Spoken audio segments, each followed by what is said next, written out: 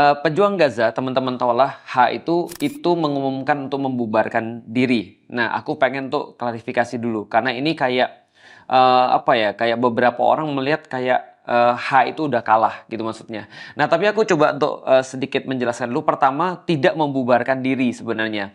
Tapi kalau teman-teman baca beritanya dengan saksama, itu sebenarnya pejuang Gaza H itu mereka membubarkan pemerintahan yang ada di Gaza. Jadi kita tahu bahwasanya mereka itu menang di Gaza lewat sebuah pemilihan umum sekitar tahun 2008 ya kalau aku nggak salah.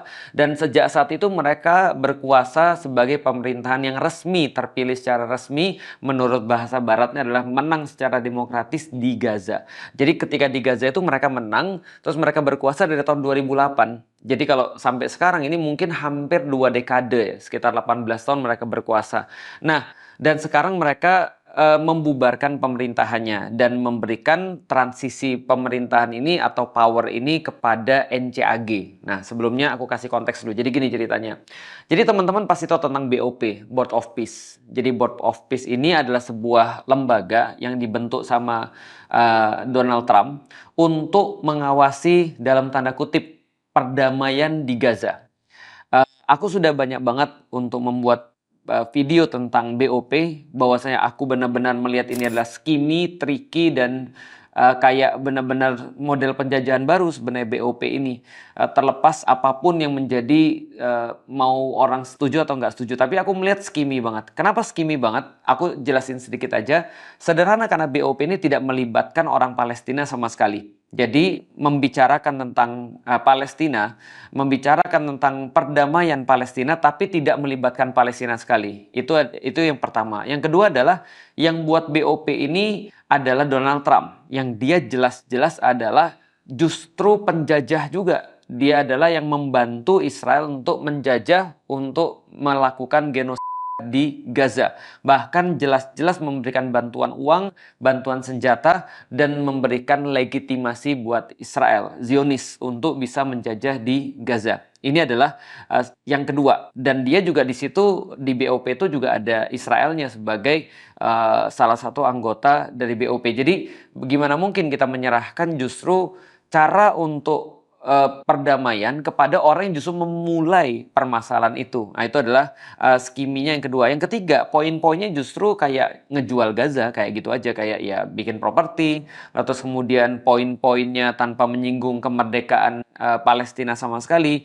Tapi yang jelas orang-orang bilang kayak ini memanage genosida agamanya gitu. Jadi kayak genosida ini yang selama ini terjadi brutal, ini diadakan lebih tertata genosidanya, kira-kira begitu. Nah, itu adalah tentang BOP. Nah, cerita BOP ini punya 3 fase daripada rencana perdamaian dengan 20 poin yang sudah disepakati juga dengan pejuang-pejuang yang ada di Gaza. Dan disepakati juga katanya oleh Zionis.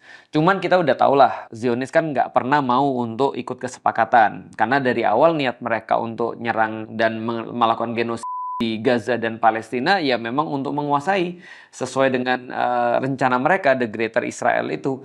Nah, tapi after all, ada 20 poin yang disepakati dan dilakukan dalam 3 fase. Nah, fase pertama itu dimulai ketika Oktober 2025, mereka melakukan semacam kayak gencatan senjata dan kemudian opsi-opsi untuk melakukan kemerdekaan, bukan kemerdekaan, melakukan perdamaian secara terus kemudian permanen, niatnya seperti itu.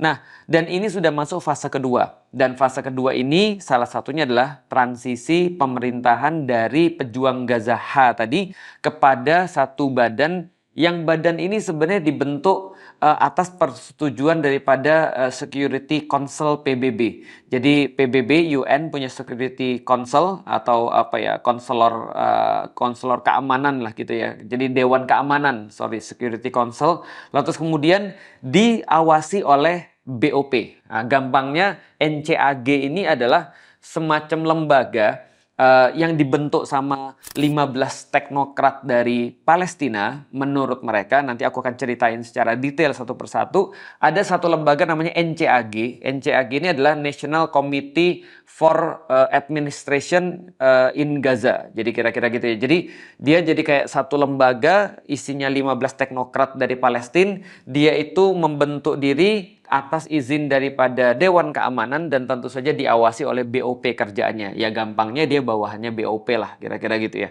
Nah, NCAG ini kemudian diserahkan kekuatan atau diserahkan kekuasaan untuk memimpin Gaza. Nah, itu inti daripada beritanya. 6 Juli itu adalah pejuang Gaza, memberikan sebuah transisi kekuasaan, dia membubarkan diri dan silahkan ini ambil pemerintahan yang ada di Gaza. Karena itu adalah bagian daripada poin-poin kesepakatan.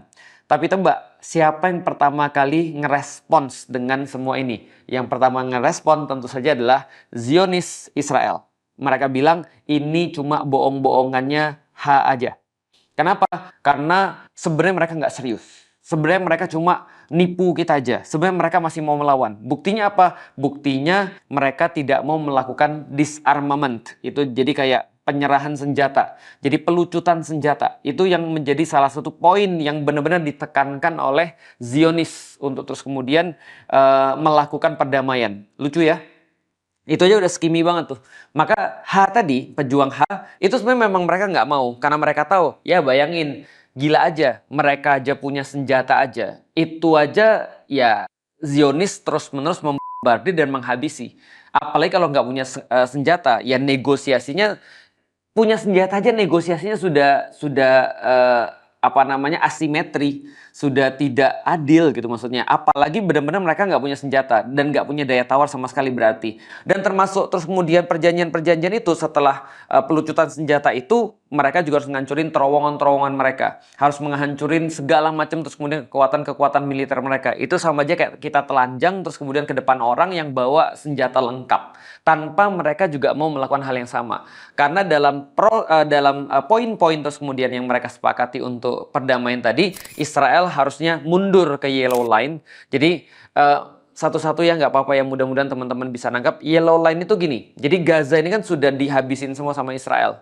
Dan setelah Israel membombardir semuanya itu, orang-orang pada pergi, mereka menempatkan semua militer-militer mereka di wilayah Gaza. Dan sudah mulai ngejualin tanah-tanah Gaza itu. Nah, mereka nempatin ini semua sampai 70%. Nah, sama Amerika dibilang gini, ya udahlah, gini aja lah kalau semuanya mau damai, ya tapi kita tahu lah Amerika pihaknya siapa ya. Amerika bilang ya udah kalau semua mau damai, Israel mundur dulu ya ke wilayah Yellow Line, itu sekitar 58% daripada Gaza, tapi Israel tetap menolak. Dia bilang enggak, kami harus mengendalikan Gaza dan 70% sudah kami kendalikan. Lebih malah ada yang bilang 80%. Tapi mereka udah ngendali sebanyak itu, orang-orang Gaza yang 2 juta itu dimampatkan sampai cuma meninggali kurang daripada 30% wilayah Gaza dan tetap bombardir sampai dengan sekarang. Tercatat dari 2025 bulan Oktober ketika mereka pertama kali melakukan first phase itu kayak 1.000 orang udah mati dibunuh sama orang-orang Israel. Jadi mereka nggak berhenti sebenarnya. Genosida itu tetap terjadi. Maka pejuang tadi ngeliat ini terus bilang, lah kenapa kami harus dilucuti senjatanya? Orang mereka aja tidak pernah menghormati poin-poin yang sudah ditentukan bahkan oleh bos mereka sendiri. Kenapa kami harus terus kemudian ikut? Jadi kita aja yang dipaksa, mereka nggak mau ikut. Tapi ya biasalah Zionis bilang, enggak, ini semua salahnya pejuang ini adalah semua salahnya orang-orang Palestina. Karena mereka adalah teroris, mereka kelompok teroris dan segala macamnya. Akhirnya itu yang menjadi poin penyebab kenapa pejuang ini akhirnya membubarkan pemerintahannya di Gaza. Artinya ada beberapa poin lagi yang perlu aku jelasin yang menjadi sebab lah kira-kira atau maksud kira-kira. Kita nggak akan pernah tahu maksudnya apa, tapi kalau kita analisis ya, pertama mau nyerahin tanggung jawabnya ini kepada publik. Jadi biar publik ngelihat siapa sih yang sebenarnya mengkhianati perjanjian, siapa sih sebenarnya nggak bisa diajak untuk damai, siapa sih penjahat yang sebenarnya, walaupun ini udah jelas banget. Tapi selama terus kemudian dia masih jadi pemerintah atau misalnya kekuatan yang legal di sana, maka itu kayak jadi alasan-alasan yang lebih banyak lagi bagi Zionis untuk memfitnah mereka. Jadi ya udah, oke, kami comply. Kami serahkan terus kemudian kekuasaan. Tapi kalau senjata kami masih pegang sampai ngelihat dulu Zionis ini seperti apa. Jadi ini adalah sesuatu yang mereka lakukan. Jadi ya udah, itu yang pertama.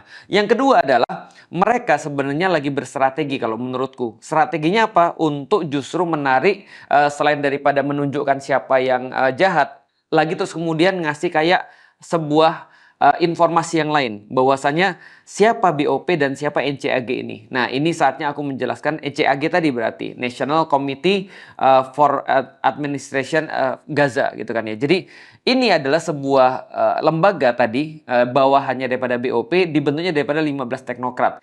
Tapi beberapa orang-orang analis-analis daerah Timur Tengah, baik orang-orang Palestina ataupun orang-orang selain Palestina, mereka juga mencium bau-bau agak skimi daripada NCAG ini. Kenapa?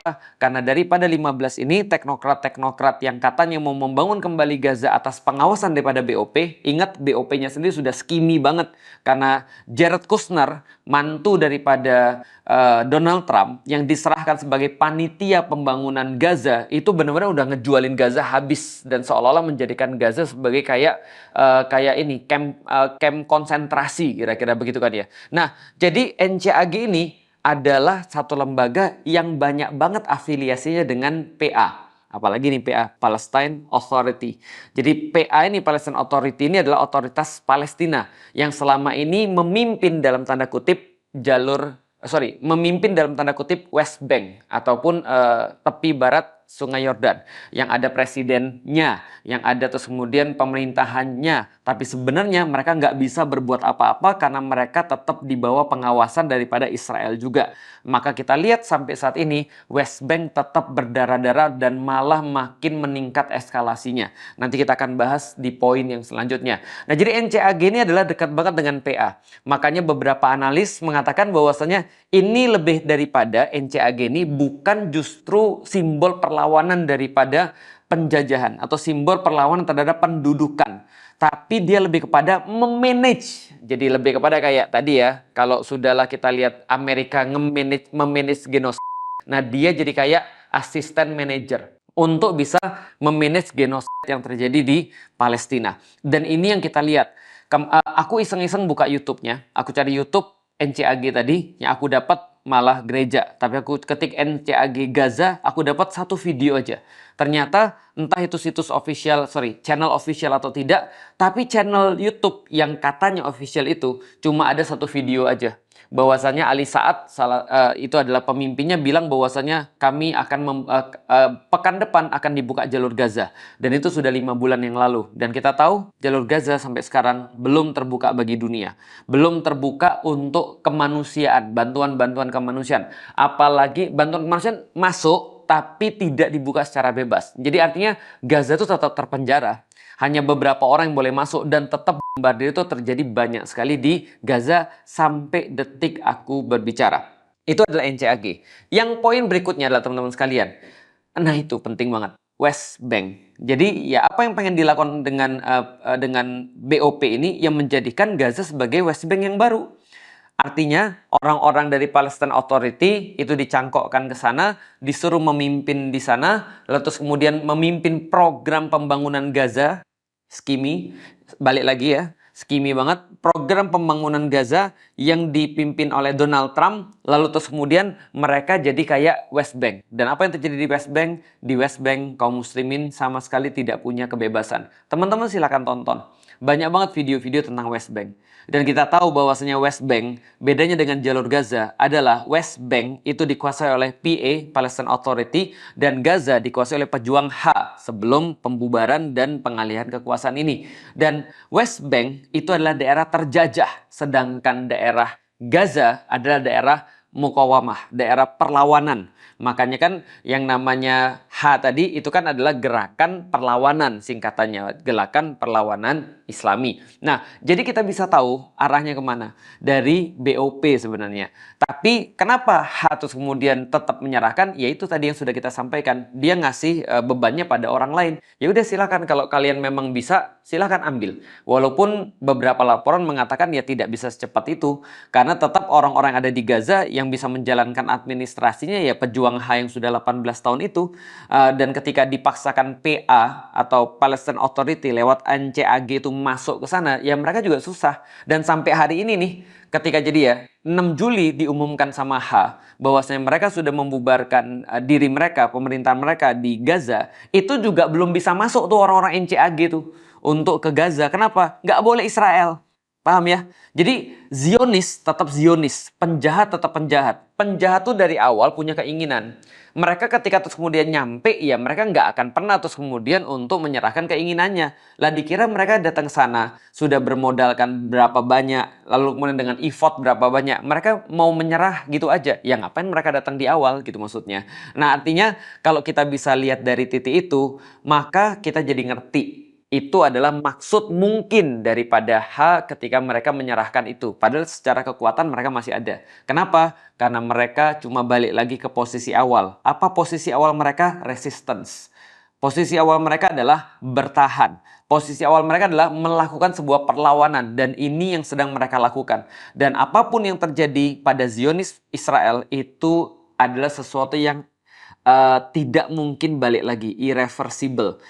Kehancuran daripada opini, kekalahan opini, dan terus kemudian bagaimana dunia memandang mereka. The world is shifting and it's never going back. Artinya sebenarnya ini adalah salah satu, menurut beberapa analis lagi, langkah yang sangat pintar yang dilakukan oleh pejuang-pejuang yang ada di Gaza.